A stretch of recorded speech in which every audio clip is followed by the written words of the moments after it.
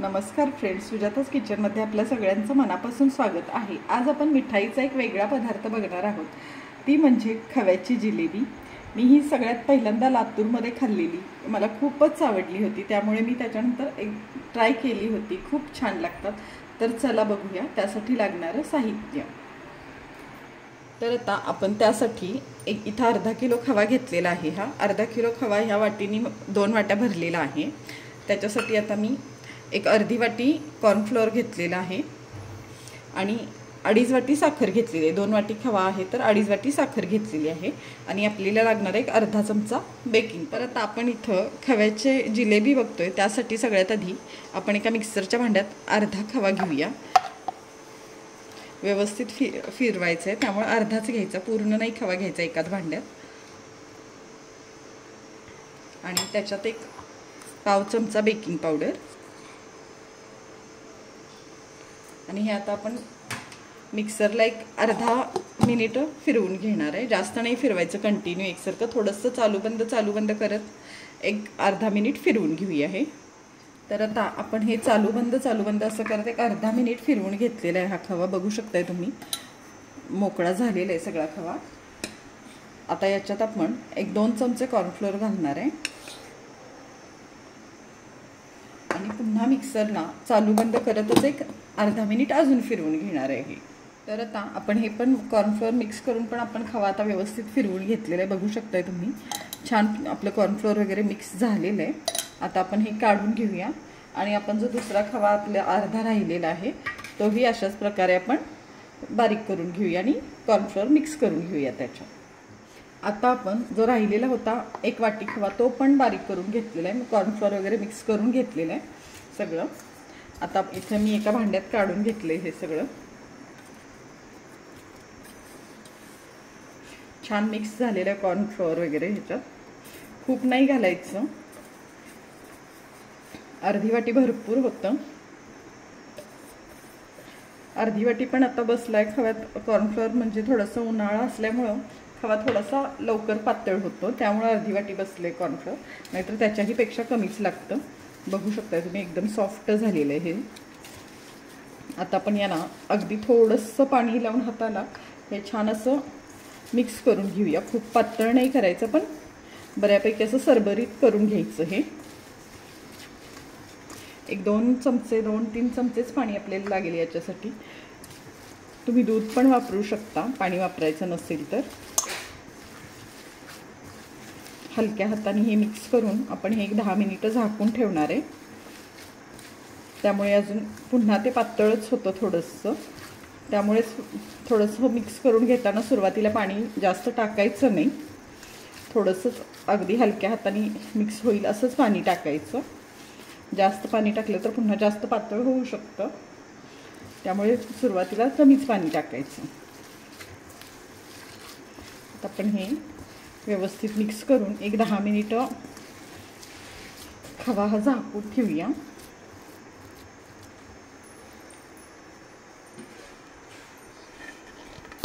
10 मिनिटं असंच झाकून ठेवूया।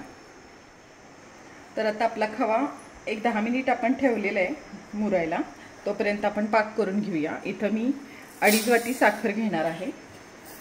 आपला खवा 2 वाटी आहे, तर 2.5 वाटी साखर घेतली मी इथं आणि 1 वाटी पाणी। त्याचा आपण पाक करून घेणार आहे, पण पाक आपण एकतारी नाही बनवणार, साखर विरघळेपर्यंत गॅस मोठाच ठेवूया।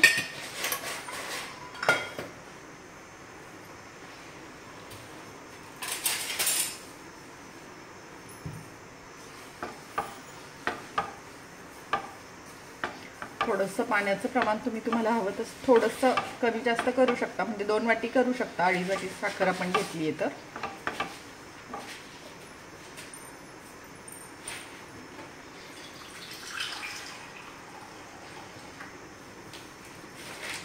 मी पण अजून एक अर्धी वाटी पाणी टाकते, कारण साखर खूपच मोठी आहे।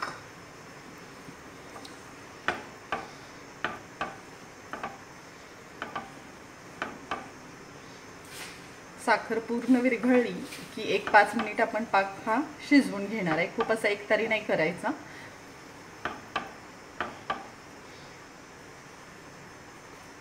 आता इथं बघू शकता तुम्ही आपली साखर पूर्ण विरघळलेली आहे आणि पाकाला आता छान उकळी आलेली आहे.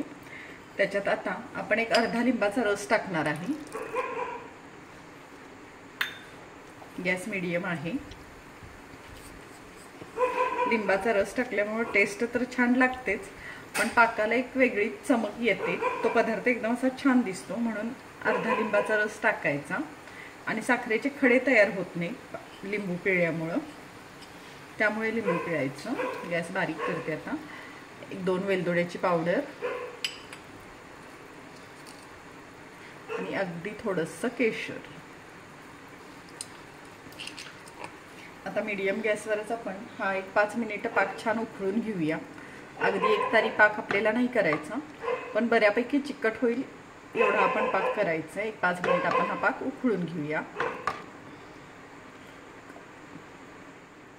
तर आता पाक करायला ठेवून आपल्याला 5 ते 6 मिनिटं झालेली आहेत. बघू शकता छान उकळलेला आहे आपला पाक. अगदी एकतार असं नाही आपण करणार पाक, बऱ्यापैकी चिकट असा करणार आहे. बघू शकता आता बऱ्यापैकी झालेला आहे तसा तो घट्ट. बघू शकताय तुम्ही छान असा घट्ट चिकट लागतोय.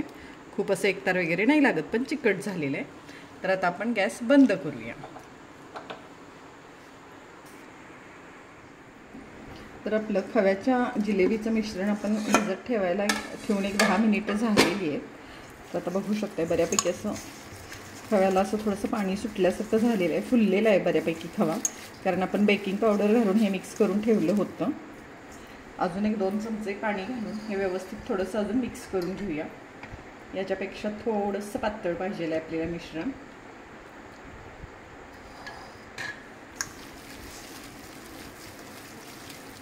छान मिक्स करून घेऊया. हे थोडंसं सरबरीतच आपल्याला हवं आहे. हे अगदी घट्ट असं नकोच आहे, त्यामुळे अंदाज घेतच पाणी घालायचं. म्हणून 10 मिनिटानंतरच पाणी घालून घ्यायचं, म्हणजे आपल्याला नेमका अंदाज येतो. आधीच जास्त पाणी घातलं तर मग ते पुन्हा पातळच होतं थोड्या वेळाने.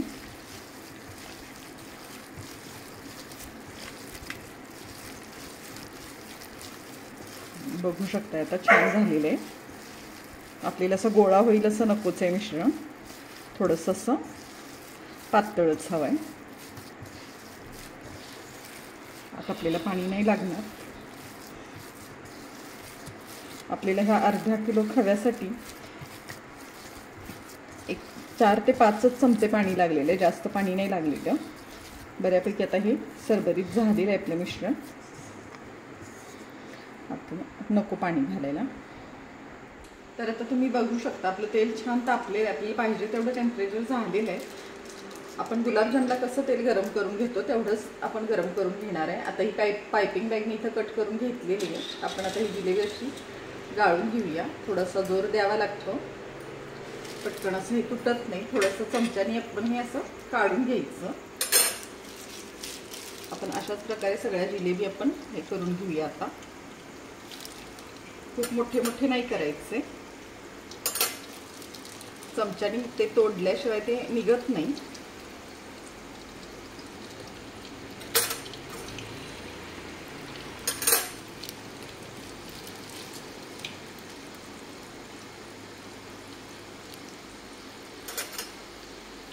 अगदी करेक्ट राऊंड शेप असा ह्याचा होत नाही.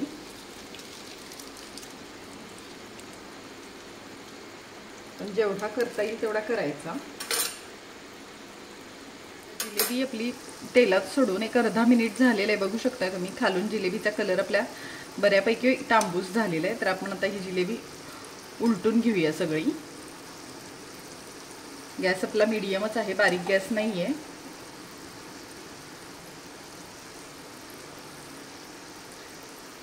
ही जिलेबी थोडीशी अशी डार्कच असते. अजून 1-2 मिनिट छान तळून घेऊया ही जिलेबी आपण. जर तुम्हाला कढईत डायरेक्ट तेलात जिलेबी सोडायची जरा अवघड वाटत असतील तर तुम्ही असं प्लेटमध्ये पण असं जिलेबीचा शेप देऊन तुम्ही तेलात सोडू शकता. जास्त वेळे नाही द्यायची. असं हे उचललं जातं अगदी, पण काय असं हे होत नाही, उचलताना तुटत वगैरे नाही. बघू शकताय तुम्ही, असं डायरेक्ट तेलात सोडता येतं. तर अशा प्रकारे पण तुम्ही ही जिलेबी डायरेक्ट करून अशी खाली प्लेटमध्ये वर तेलात सोडू शकता.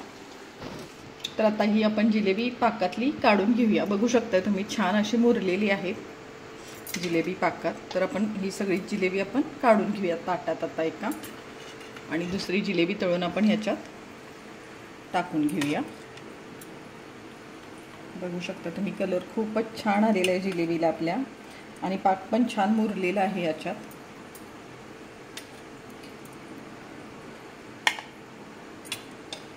पाक बऱ्यापैकी गरमच आहे, खूप थंड पाक घ्यायचा नाही. आपण गुलाबजामुनला ज्या प्रकारे पाक घेतो कोमटपेक्षा थोडा गरमच घेतो, तर तसाच पाक आपण या जिलेबीला पण घ्यायचा आहे.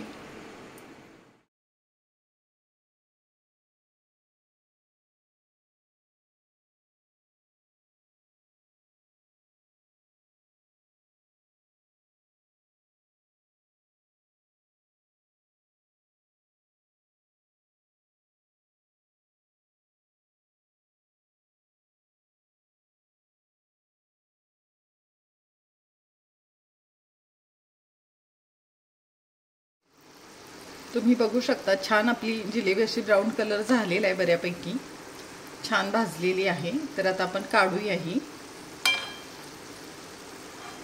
आणि काढली की लगेचच पाकात टाकायची. पाक आपला बऱ्यापैकी गरम आहे, खूप थंड नाही आहे, कोमट आहेच आपला पाक.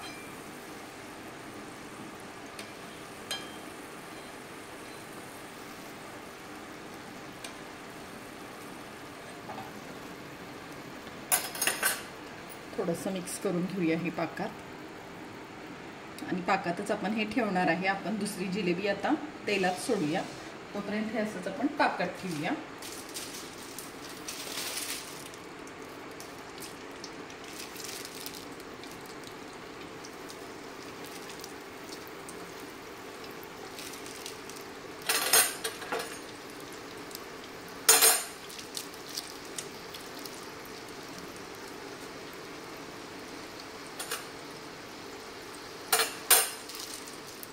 तर फ्रेंड्स, तुम्ही बघू शकता, आपले खव्याची जिलेबी खूप छान झालेली आहे. थोडीशी काळजी घेऊन केली तर अगदीच खूप सुंदर होतात. ही गरम गरम खूप छान लागतात. तर बघूया, बघू शकता तुम्ही, असा पाक पण आतमध्ये छान असा गेलेला आहे जिलेबीमध्ये. खूप छान अशी रसरशीत झालेली आहे जिलेबी. गरम गरम खूप छान लागतात ही. फक्त एक काळजी घ्यायची करताना, ती म्हणजे गॅस मीडियमच ठेवायचा, अगदी बारीक गॅसवर तळायची नाही, नाहीतर खवा विस्कटला जातो, जिलेबी व्यवस्थित होत नाहीत. आणि अजून एक, तुम्ही कॉर्नफ्लोअर नसेल घालायचे तर मैदा घातला तरीही चालतो, पण प्रमाण तसंच ठेवायचं. तर एकदा नक्की ट्राय करून बघा ही खव्याची जिलेबी. आणि अशाच रेसिपीसाठी सुजाताज किचनला लाईक करा, शेअर करा, सबस्क्राईब करा. धन्यवाद.